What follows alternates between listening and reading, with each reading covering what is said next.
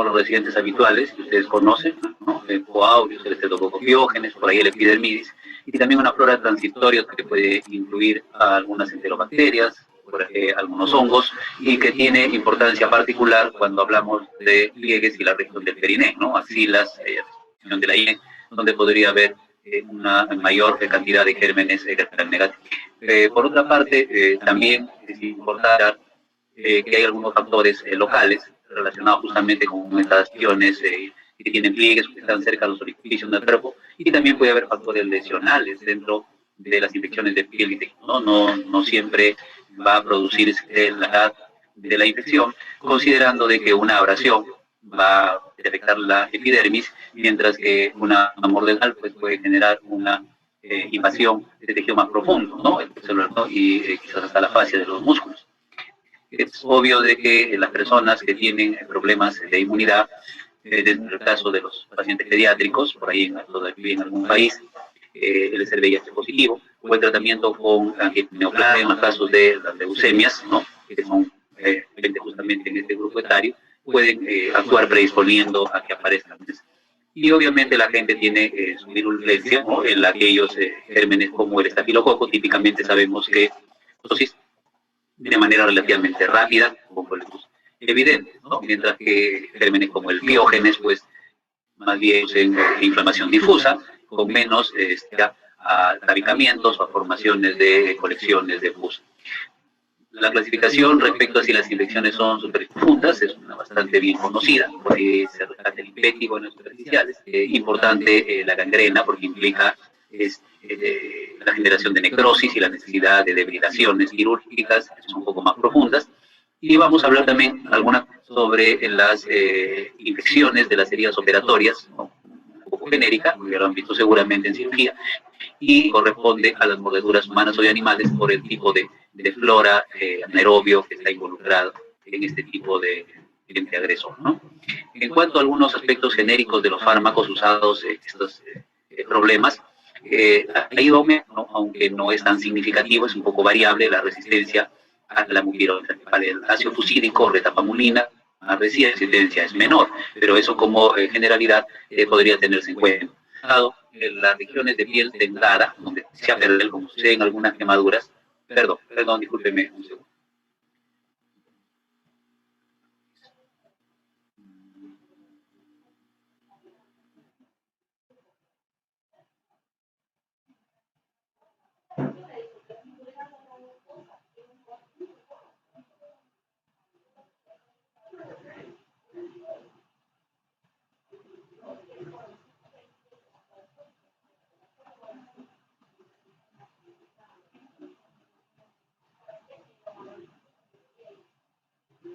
Ya, disculpen.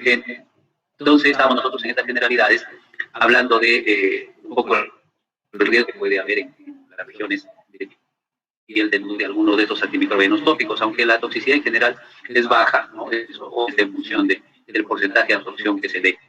En cuanto a los beta-lactámicos, ya hemos hablado un poco sobre esto la semana pasada, creo que ha quedado que la generalidad de ellos no presentan efectos post-CO, tienen un efecto post-antibiótico muy pequeño, de manera que es importante el intervalo entre dosis, ¿no? Si hablamos de una cefalosporina que debe darse cada 6 o máximo cada 8 horas, hay que respetar el valor y no pasarlo a cada 12, menos a una vez cada 24, que la actividad adecuada del beta-lactámico es tu función conserve concentraciones en plasma por encima de la CIP, encima de la MIC. Y cuando eso se pierde, cuando las concentraciones bajan mucho por encargos, la eficacia del beta-lactámico se reduce. Entonces hay que respetar el intervalo entre dosis en ese caso. A diferencia de lo que sucede con aminoglucosa y quinolonas en efecto postantibiótico, entonces donde más preocuparnos del intervalo, que por supuesto en estos casos son de 12 horas, 24 para los aminoglucósidos, 24 para unas, 12 para otros, hay que considerar que se respete la dosis establecida, que se dé adecuada, porque al tener efecto postantibiótico, la dosis adecuada va a superar varias veces, aunque sea por un tiempo corto, la concentración inhibitoria, y eso va a garantizar el efecto bactericida, ¿no? En el sitio donde se presenta la infección e inclusive en la misma bacteria. Entonces, ese aspecto también hay que rescatar. Respecto a los macrólidos, si bien tienen una penetración adecuada, incluso la celular, y hemos hablado también algo sobre eso, que el área bajo la curva, es decir, la suma de concentraciones séricas se mantengan por encima de un límite. Si no, se puede perder un poco este beneficio de la penetración. De modo que ese aspecto para los macrólidos hay que valorarlo. Y el otro es que puede resistencia, ¿no? Y cuando hay resistencia a uno de ellos, pues, se presenta casi siempre a todos los otros del mismo grupo. Entonces, eso ya. Por otro lado, la resistencia, los focos gram positivos, en particular el foco pneumoniae, a macrólido, ¿no?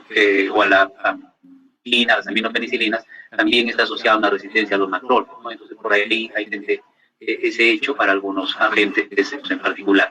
Y cuando hablamos de clindamicina, hay algunas ventajas de clindamicina, ¿no?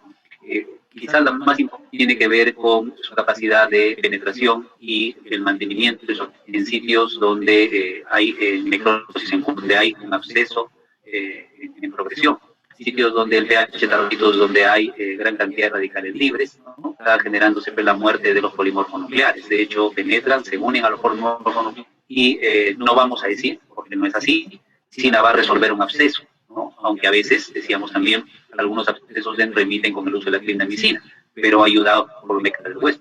El hecho es que los abscesos tienen que drenarse y la clindamicina, dentro de vianos, donde hay colecciones de pus, es probablemente el más eficaz, ¿no? Es el que conserva la mayor parte de su actividad en estos sitios. Por otro lado, es un antimicrobiano que es muy anaerobio.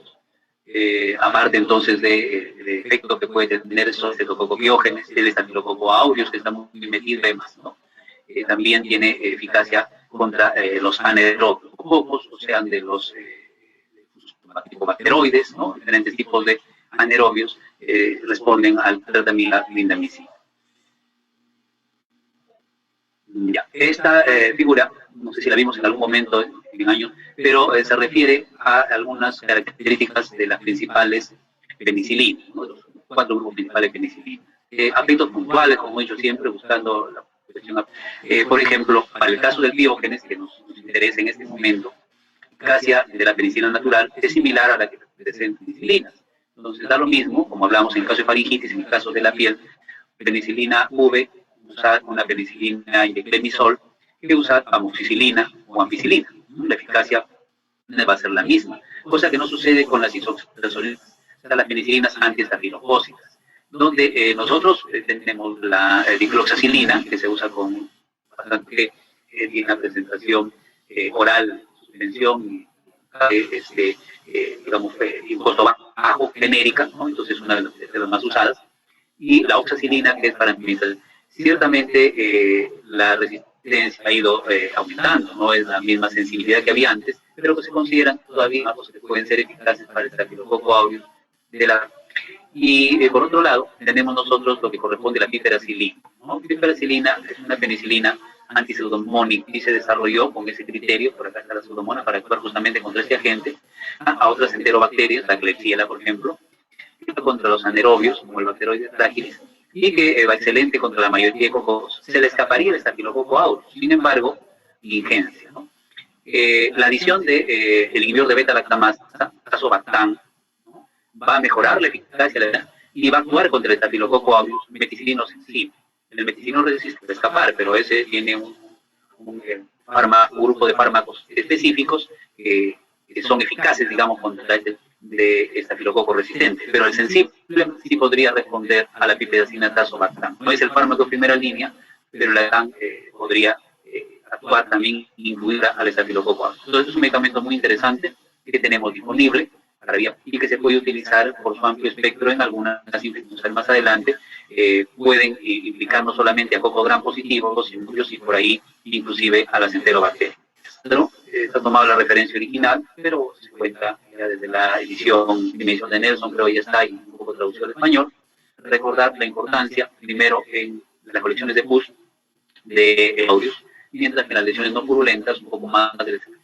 De hecho, una infección superficial, como una donde se piensa que está el estreptococo Biógenes involucrado, hace con penicilina V, ¿no? O sea, con fenoximetilpenicilina, que no tiene cobertura contra el, siempre y cuando sea una infección leve, porque si no hay mejora del INTB, puedo yo optar por utilizar algo que tenga cobertura también contra el estafilococo, la cefalexina o la cefazolina, o la dicloxa, que es una isoxazolina, ¿no? Pero en principio aquí por ser un cuadro leve.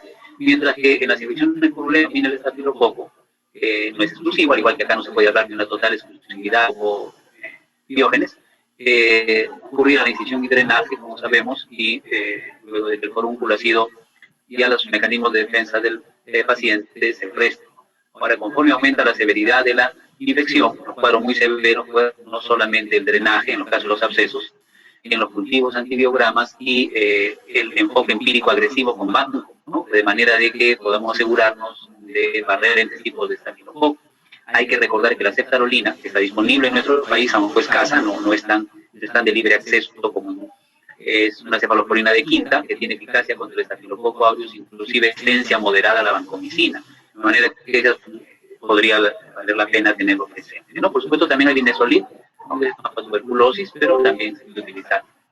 Importante considerar además que en una infección purulenta moderada con un estafilococo aureus meticilino resistente de la comunidad, en este caso estamos hablando, de la comunidad, lo que sugiere esta referencia americana utilizar para este MARSA cotrimoxazol, pero el nuestro medio tiene una eficacia dudosa contra este meticilidente, no por el abuso que se ha hecho, pues obviamente el medicamento, ¿no? Entonces la respuesta no sería tan predecible y habría que por alguno de los fármacos tipo vancomicina para obtener una respuesta predecible y luego si demuestra que es sensible, pues cefalexina, cefazolid pueden ser opciones de manejo.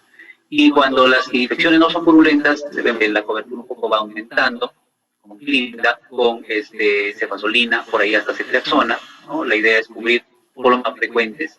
Si la infección, entonces surge acá una combinación interesante, ¿no? Piperacina tazobactam más vancomicina. A pesar de que la piperacina tazobactam podría tener cobertura filococo aureus meticilino sensible, no la va a tener contra un meticilino resistente. Entonces, la medicina prácticamente cubre todo el espectro. Cubre a tipos de estafilococo aureus al agregarle vancomicina y del resto se encarga la piperacilina, que casi podría ser equivalente a un carbapenemo en términos de respuesta. Entonces es una opción interesante a tener. En lo que se refiere a medicaciones, ¿no? Las medicaciones tópicas, el ácido sucídico, la mupirocina, ¿no? Ungüento y el retapamulín, que también ha sido mencionado. Algunas limitaciones respecto a la edad, al caso retapamulín, por ejemplo, niños pues, menores de 9 meses no se debe utilizar, 9 meses de edad. También hay algunos aspectos aún de menor, digamos, limitación, porque para la mupirocina se considera a partir de los 3 meses de fuera más seguro, y que si bien son medicamentos que pueden actuar adecuadamente, en particular en el impétigo, son funciones de primera línea, la mupirocina, es poco la eficacia cuando el problema es más extenso, ¿no? O más profundo, eso ya limita un poco el auto del medicamento. ¿Sí? Entonces, básicamente para lesiones más superficiales y más los tópicos están considerados como adecuados. La extensión o la severidad del cuadro ya puede justificar microbianos, como lo hemos mencionado, ahí están las cefaloporinas de PRI, que no hay que olvidar que de las 4 primeros grupos de cefaloporinas, 4 primeras generaciones, ¿no? La más eficaz contra el estafilococo aureus, solo la de quintarolina supera todas las cefaloporinas contra el estafilococo aureus, ¿no? Porque ya hemos dicho, actúen contra algunos medianamente resistentes a la vancomicina. Cefalexina, cefazolina por vía parenteral, cefa por vía oral, cefradina, que es un poco escasa, son cefaloporinas primera que tienen una buena actividad. La administración en la erisipela, de donde estreptococopiógenes, esencialmente de penicilinas, estas dos son equivalentes para cocopiógenes, aunque sería más rara la penicilina G, ¿no? Porque la amoxicilina, mal que bien se abusa mucho, tiene indicaciones aparte de estas que hemos visto inclusive antes, y al ser de espectro ampliado va a afectar a enterobacterias, ¿no?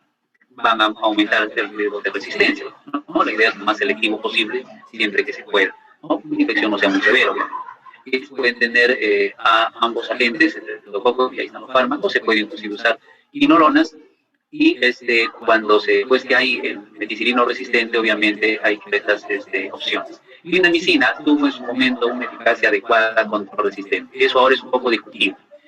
A eso es un fármaco bacteriostático, entonces podría ser discutible en un cuadro grave, ¿no? Por estafilococo meticilino resistente, pensar que la no es lo más eficaz. Ustedes saben lo que conocen ustedes, ancoplanina, que es un alternativo, forma linezolid por ahí, y el cotrimoxazol lo mismo, solo para el de la comunidad y con cierta precaución, ¿no? Y cuando hay compromiso muscular, el tratamiento tiene que ser parenteral. Nosotros ya no tenemos fluoxa, o es muy difícil de obtener, tenemos generalmente oxacilina, ¿no? Cefazolina sí hay, una medicina también para el tratamiento de estos problemas.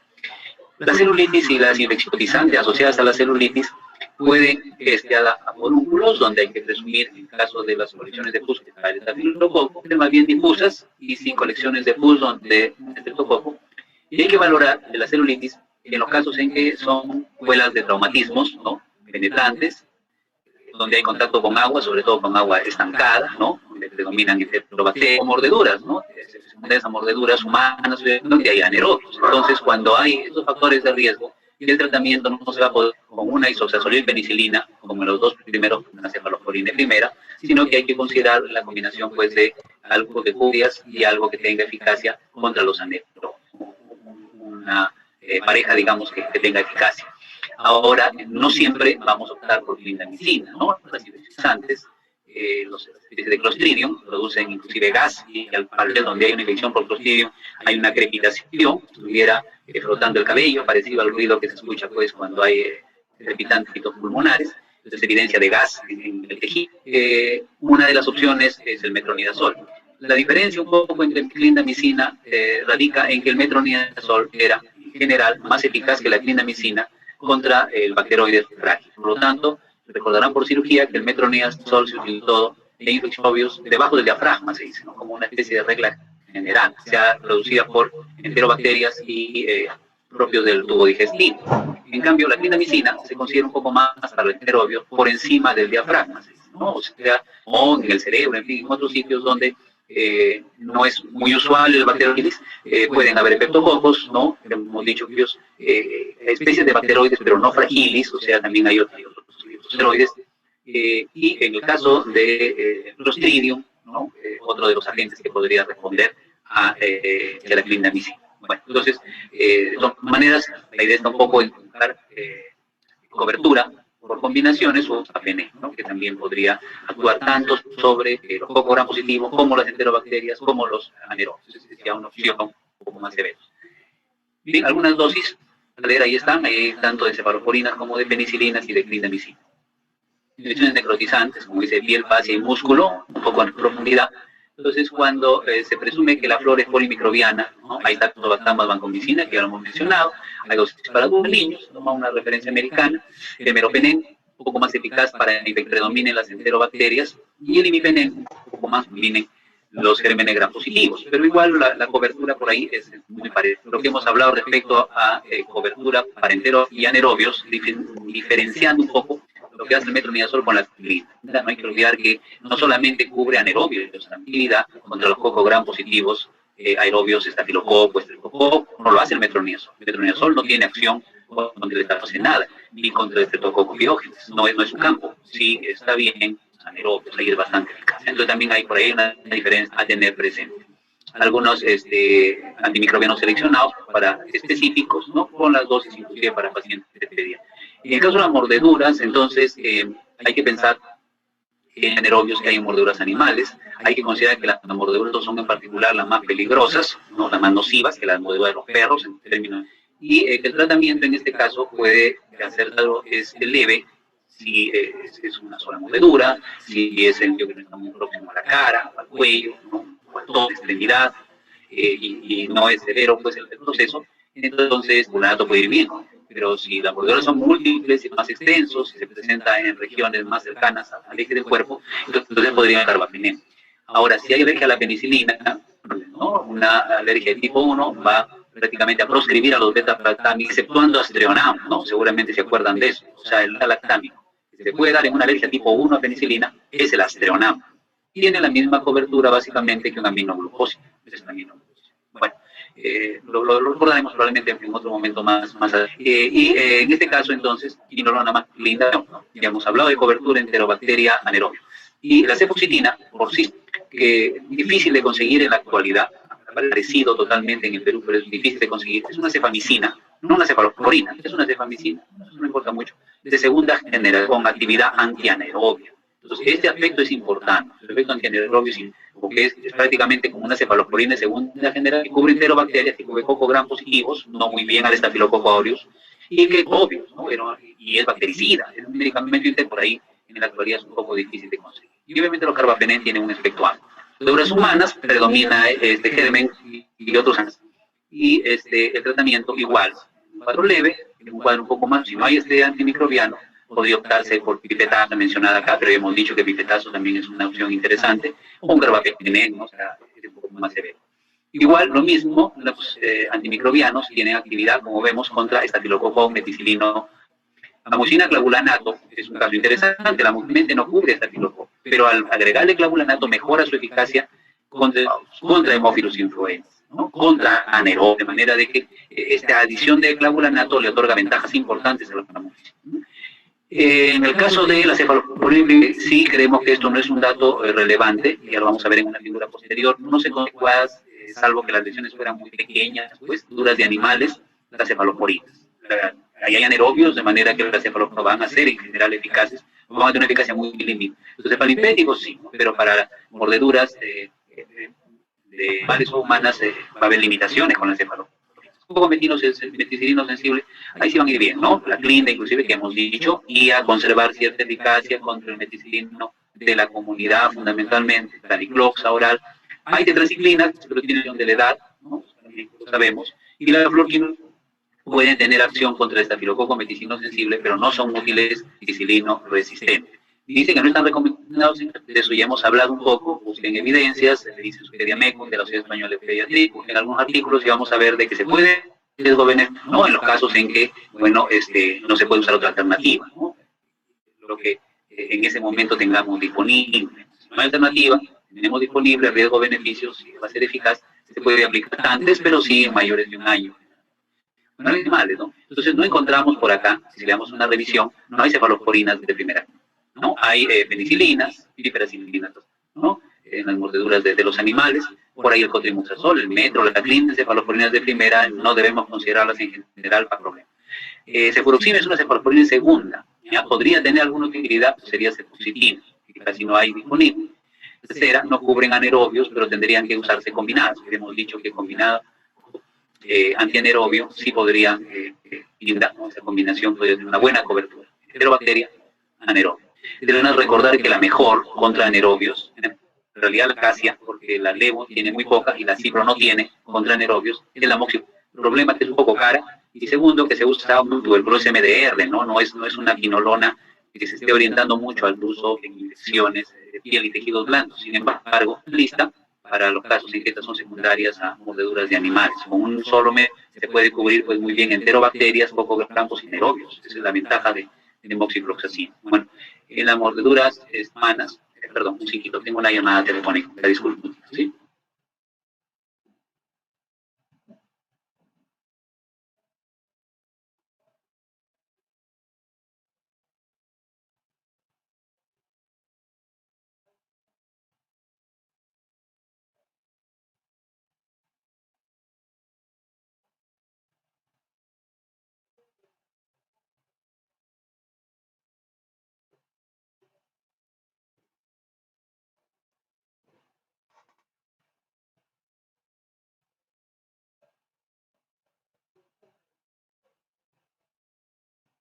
Entonces, y para las mordeduras humanas ahí tenemos las opciones, ¿no? Incluidas por ahí.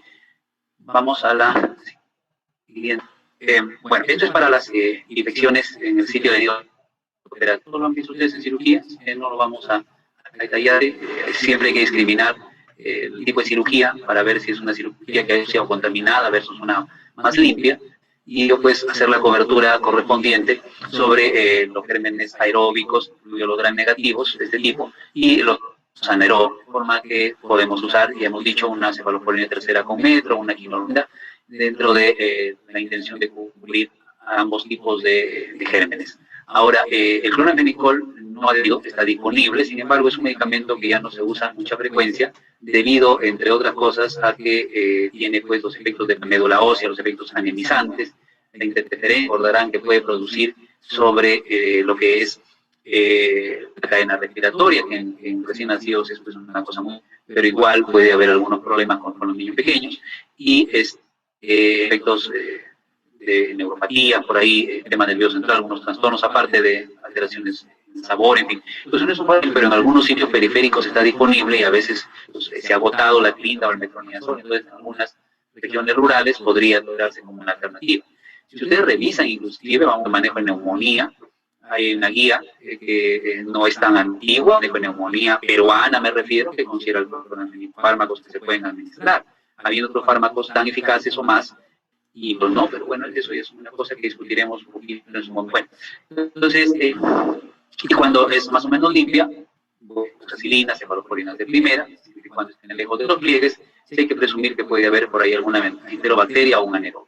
Entonces nos muestra que si la 34 de cirugía, que si la piel muestra pues eritema, induración en el sitio de la incisión quirúrgica, hay que, eso seguramente los signos de respuesta inflamatoria sistémica con un aumento de polimorfos nucleares, fiebre, ¿no? Y los cambios en la herida, ¿no? El endurezamiento a veces se llama, ¿no? Entonces hay que valorar. Si no hay signos sistémicos, puede hacerse solo un cambio de los apósitos quióticos y hacer una observación con ligeros signos inflamatoria.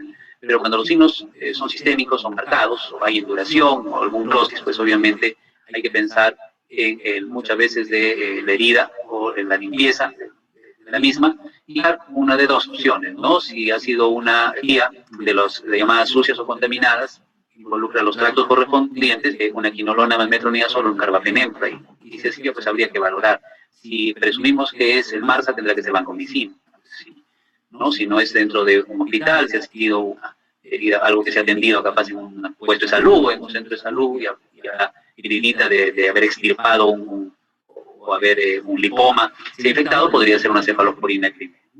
En esta parte no hay que olvidar que heridas de piel y tejidos blandos pueden, las tejidos blandos pueden estar asociadas a neutropenia, hacen quimioterapia antineoplásica, son pacientes neoplásicos. Entonces, aparte de los antimicrobianos, hay que considerar el factor estimulante colonias de granulocitos, a diferencia de lo que sucede con los pacientes de VIH, ejemplo, ¿no? Que tienen un deterioro de la inmunidad celular, hay que tratar de identificar el agente y el manejo va a volverse más prolongado. No hay un fármaco que ayude acá a recitar un poco específica, si hay alguno, y más es el tiempo de acuerdo a la gente el que va a ser de utilidad. Dermatomicosis, ¿no? Queda claro, esto es bastante evidente que para la capitis, ¿no?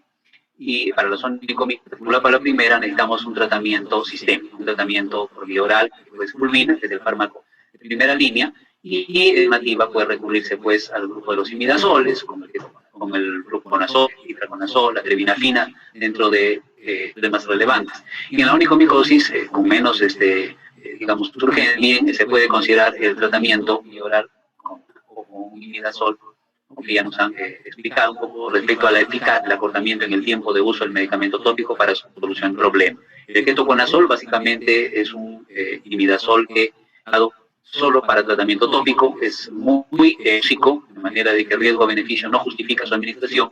La nistatina está reservada para la candidiasis oral, los problemas de pañal en los recién nacidos, ¿no? Entonces, en pacientes mayores, prácticamente no utilidad, la eficacia se reduce mucho. En otras circunstancias tenemos problemas cutáneos asociados al pañal en los lactantes, el llamado MUGET, ¿no? Que es un problema de placas blanquecinas en la cavidad.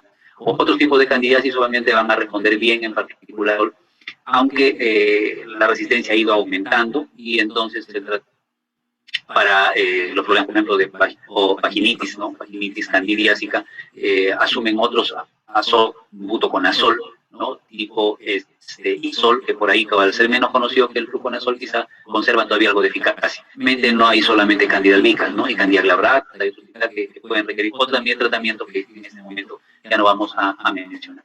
Algunos fármacos tópicos, ¿no? Clotrimazol muy conocido, muy usado, por ahí miconazol cerca, y el ketoconazol, ¿no? Dentro de los tres que se usan con más frecuencia. Como dice la referencia, es muy parecida, no hay una diferencia en el tratamiento tópico con alguno de estos tres importante, y ahí están las indicaciones correspondientes. Dosis, algunos problemas de candidiasis y la pitidiasis versicolor. En cuanto a la terbinafina, entonces la terbinafina tiene una eficacia similar a los imidazoles. Algunos dicen que podría ser superior, un poco en el tratamiento, que puede ser un poco más agudo, ¿no? Entonces, básicamente, estos dos medicamentos en cuanto a lo tópico. Y en cuanto a los sistemas, cuenta la grisofulvina, en particular, Litum, Microsporum, ¿no es cierto?, van a responder a este agente. Hay algunas formas micronizadas que tienen una mejor tiene particular relevancia, hemos dicho, en la tinea capitis, Kerio, que saben, un absceso que se presenta en el cuero cabelludo, tiene que poner grisofulvina, ¿no? Y el problema un poco preocupante, la intolerancia, el exantema pueden ser más o menos, pero el más grave, el más temible, que aunque sea raro también, es la granulocitosis. Ese sí es un problema que debería tener. Itraconazol, hemos dicho, fluconazol y terbinafina, los tres que debemos tener en cuenta. Manejo sistémico, ¿no?, con buena actividad, trichofitum, y la terbinafina con una menor actividad, ¿no? En general, ambos géneros, pero la terbinafina algo más de actividad contra trichofitum que contra microsporum. Razones respecto a la nistatina, ¿no?, que no se debe usar, como dice ahí, para tratar ninguna infección de tipo TIN, porque los dermatofitos son resistentes pues, a la nistatina, pero está reservada para las infecciones por cándida en los sitios que hemos mencionado hace un momento. No hay que usar el ketoconas porque ya se sabe, lo acabamos de mencionar, su toxicidad hepática, y hay obviamente cosas con una seguridad, ¿no?, la grisofulvina, no se debe usar para tratar onicomicosis, porque tiene pues efectos adversos. Fina, ¿no?, tiene altas tasas de curas, un costo más bajo, ¿no?, y una tolerabilidad mejor que la grisofulvina, de tal manera que no debe hacerse el mejor con grisofulvina en este caso. No hay que combinar, ¿no?, y esto sucede mucho en las chapomadas que vienen así, muchas cremas que vienen así, clotrimazol más betametasona, y encima creo le agregan todavía gentamicina por ahí, ¿no?, una serie de compuestos, ¿no?, porque pueden agravar fúngicas. El problema con corticoides sabemos que disminuye la integridad de la piel, ¿no?, altera el proceso de cicatrización, y incisión ya tiene o está ubicada en una zona donde pueda el hongo, pues entonces, en lugar de beneficiar, pues efecto nocivo, ¿no? Es un corticoide además de alta potencia, ¿no? Ese es otro ideal para vamos a ver al final, es usar bajas concentraciones cuando se va a utilizar. No es que no se puede usar, pero la concentración va a modelar una elevada potencia que en general tiene la betametasona. Bueno, en el caso de la tiña, no hay que usar tratamiento con cotrimazol o miconazol, es preferible usar tiña, ¿no? Entonces, la eficacia es mayor y el costo es parecido, ¿no? Es mucha diferencia. Y lo que sucede con ¿no? Entonces, cuando hay tiña de cuero cabelludo, entonces hay que confirmar el diagnóstico, cultivos, ¿no? Y sería conveniente hacer en onicomicosis, y cuando hay el absceso, entonces el tratamiento tiene que ser agres. No se puede hacer un tratamiento, pues, nunca en estos casos, un tratamiento precoz, y hay que hacer algunas pruebas para confirmar y no hay que usar nunca, pues, agentes solo para la tinea capitis. Pueden ser agentes, como el mismo sulfino o el ketoconazol, que es bastante usado, a un agente por vía oral. Algunas de las medidas que hay en la dermatitis atópica, ¿no?, la limpieza de piel, la eliminación de las costras, un poco la conservación de la humedad, el tratamiento relajante, lo que a veces no deja dormir, hay que aliviarlo, ¿no? Y el baño además va a facilitar la aplicación de los fármacos. Entonces, estos objetivos los cumple el baño, que debería ser diario, por lo menos en el espacio de duración, frecuente, como dice acá, con agua tibia, con jabones de pH está bien establecido, el secado suave, para eliminar algunas costras que todavía, digamos, están adheridas y que pueden generar sangrado o agravar esto, no se debe frotar. Y la aplicación de los fármacos tópicos, que ya pues ustedes en este tema interesante respecto a los corticoides tópicos de potencia alta, en general, no se usa mucho baja porque se necesita un efecto un poco más de eso. El uso de los inhibidores de calcineurina, es el más usado, que puede producir algo de escozor o sensación de ardor al principio, es cierto, con las prescripciones, pero eso no justifica necesariamente usar corticoides, sensación transitoria que va a ir desapareciendo con el transcurso de las aplicaciones usando, ¿no? Y algunas sustancias humectantes para mantener un poco la integridad de la piel. El esconamor es uno de los criterios utilizados para la severidad de la dermatitis atópica. Ahí están los tres criterios que considera, ¿no? Intensidad, en este caso, del eritema, ¿no?, de las escoriaciones. Entonces, es otro que se tiene en cuenta, desde ausente hasta severo, y a los síntomas de prurito y el insomnio, ¿no?, o la incapacidad, digamos, para tener el sueño por la molestia que presenta el brazo. Entonces, tiene una fórmula que permite establecer básicamente niveles de gravedad o de severidad, ¿no? una línea de base, digamos, donde se va a todos los pacientes, ¿no? Entonces hay programas de las sustancias emolientes, ¿no? El evitar sustancias alergénicas. En esto inclusive se considera algunas que están en los alimentos, ¿no? Las proteínas de la leche son particularmente alergénicas, ¿no? No es que se va a suspender esto, pero considerar que la leche de vaca en particular, que hay este tipo que son proalergénicas, que podrían exacerbar un poco la respuesta. Igual sucede que las frutas, ¿no? Que son de tipo sí, también es algo que se ha considerado, o los pescados, ¿no? Entonces hay ciertas medidas que también incluyen técnicos para tratar de reducir en general esto que es una respuesta pues alérgica, obviamente alergia. Y los ácidos omega 3, por ejemplo, se han considerado que pueden ser beneficiosos en este tipo de... Bueno, de acuerdo al score, entonces, están que incluyen la aplicación de glucocorticoides tópicos o de los niveles de calcio y neurina. Por ahí algunos contengan plata, se han considerado que podrían tener un efecto antiséptico, pero básicamente lo que consensuó los compañeros son los glucocorticoides tópicos de moderada o la calcineurina. El problema con los corticoides tópicos, ya sabemos que el riesgo de efectos tanto adversos, tanto locales, ¿no? El corticoide tópico puede modificar la irrigación, la vacuna, puede favorecer la aparición de acné, puede predisponer a una colonización por hongos, puede adelgazar, puede alterar el proceso de cicatrización. Entonces el corticoide es una sustancia que localmente tiene una serie de efectos nocivos y sistémicamente pueden hablar, ¿no? Acordar todos los problemas que genera, ir pues desde alteraciones metabólicas, ¿no? Pasando por problemas cardiovasculares, ¿no? Modificaciones en los receptores altos, hasta lo que es la supresión del eje suprarrenal o alteraciones en el crecimiento. Entonces, el niño pequeño con este tipo de lesiones puede absorber una cantidad variable del corticoide a través de una piel que está dañada, ¿no? Esto limita un poco la utilidad del corticoide y hay que valorarla. Entonces, cuando el score es más alto, más recurrente, como dice ahí, entonces hay que, ¿no? Al uso ya de los glucocorticoides, así no de potencia alta, como alguien dijo, o igual puede todavía tener algunos niveles de calcineurina. La terapia violeta también puede tener algún beneficio. El apoyo psicosomático, que alguien lo mencionó, también es importante. Los pacientes se vuelven muy fastidiados por el prurito constante, por la incapacidad de descansar adecuadamente. Hay que considerar entonces también un manejo sintomático que incluye los antihistamínicos, preferiblemente los de primera generación, porque tienen efectos sedantes, van a ayudar al paciente no solo quitándole el prurito, sino dormir, ¿no? Y en los casos ya más severos se necesita terapia inmunosupresora, por ahí o ciclosporina, ¿no? O micofenolato mofetilo, metotrexato y azathioprina, ¿no? Un poquito más selectiva también la ciclosporina, un poco más tóxico. Medidas respecto al uso de corticoides de potencia en los brotes agudos, de mediana potencia, de tener cuidado con algunas regiones con los corticoides de alta potencia, ¿no? La cara, la región hay que tener esa precaución. El tipo de también es importante, ¿no? Cuando es exudativo, loción o crema; cuando es seco, lipenificado, con capas ahí como costras, entonces pomada o ungüento, ¿no? Entonces eso, de acuerdo al tipo de eczema que se presente, y el tiempo, ¿no? 1 o 2 veces al día, un tiempo límite de un verano, ¿no?